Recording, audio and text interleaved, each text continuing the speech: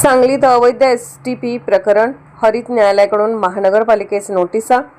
सांगली मिरज कुपवाड महानगरपालिकेकडून चालवण्यात येत असलेल्या सांडपाणी प्रक्रिया प्रकल्पाच्या एसटीपी अवैध संचलनाबाबत गंभीर पर्यावरणीय प्रश्न उपस्थित करत सृष्टी संवर्धन फाउंडेशनतर्फे दाखल करण्यात आलेल्या याचिकेवर हरित न्यायालय पुणे येथे सुनावणी पार पडली। या प्रकरणी न्यायालयाने महानगरपालिकेचे आयुक्त, सांगली जिल्हाधिकारी तसेच महाराष्ट्र प्रदूषण नियंत्रण मंडळाच्या प्रादेशिक व उपप्रादेशिक अधिकाऱ्यांना नोटिसा बजावण्याचे आदेश दिले आहेत। ही याचिका रवींद्र वळवडे यांनी दाखल केली असून सांगली येथील सर्वे क्रमांक 334/1, 2, 3 हनुमाननगर गुलाब कॉलनी 100 फुटी रोड परिसरातील 23.5 MLD क्षमतेच्या एसटीपी प्रकल्पाविरोधात ती आहे। महानगरपालिकेने महाराष्ट्र प्रदूषण नियंत्रण मंडळाची आवश्यक परवानगी न घेता हा प्रकल्प सुरू ठेवला असल्याचा आरोप याचिकेत करण्यात आला आहे। दरम्यान महानगरपालिकेची नदी प्रदूषणाबाबतची उदासीनता पुन्हा एकदा समोर आली असून प्रशासन आता ठोस पावले उचलणार का याकडे नागरिकांचे लक्ष लागले आहे। मी रवींद्र कुबेर वळवडे, सृष्टी संवर्धन फाउंडेशन अध्यक्ष। आज हनुमाननगर 100 फुटी रोडवरील महानगरपालिकेचा एसटीपी जो सध्या बंद आहे या संदर्भात हरित न्यायालय पुणे येथे दावा दाखल केला होता। त्याची आज सुनावणी झाली। या सुनावणीमध्ये न्यायालयाने आज जिल्हाधिकारी कार्यालय, प्रदूषण महामंडळ, महापालिका या सर्वांना नोटिसा काढलेल्या आहेत।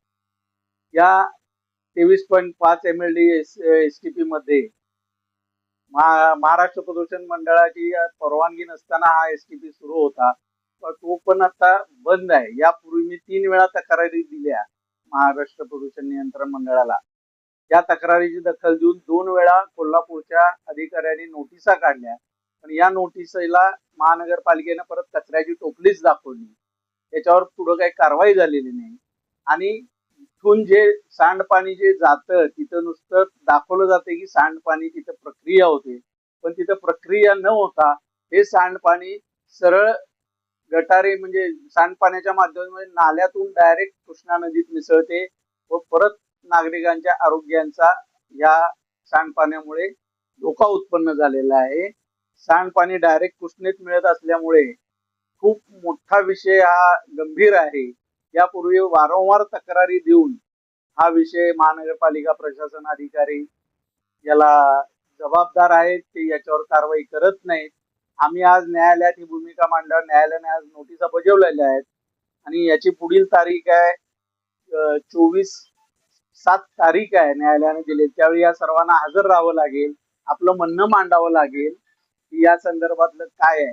आमची न्यायालयाला विनंती एवढीच होती की या संदर्भात जे काय प्रोसेस आहे ती व्यवस्थित करून हा प्लांट व्यवस्थित चांगल्या क्षमतेने सुरू करून हा जो नागरिकांच्या आरोग्याशी खेळायचा विषय आहे तो बंद करावा।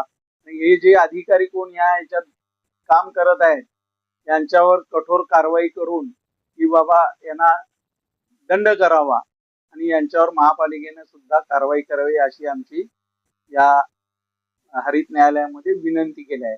माझ्या याच्यासाठी माझे ॲडव्होकेट ओंकार वांगीकर यांनी आज सक्षमपणे हरित न्यायालयात बाजू मांडून हा विषय न्यायासमोर निदर्शनास आणून दिलेला आहे आणि मला खात्री वाटते की महानगरपालिकेची उदासीनता या प्रदूषणाबाबत वारंवार दिसून येते, हे सर्व थांबणे आणि यावर प्रशासन ठोस उपाय करेल असं नागरिकांच्या वतीने मला पुन्हा एकदा महापालिकेला मी आव्हान करतो आणि हा विषय महानगरपालिकेने संपवावा अशी विनंती प्रशासनाला करतो।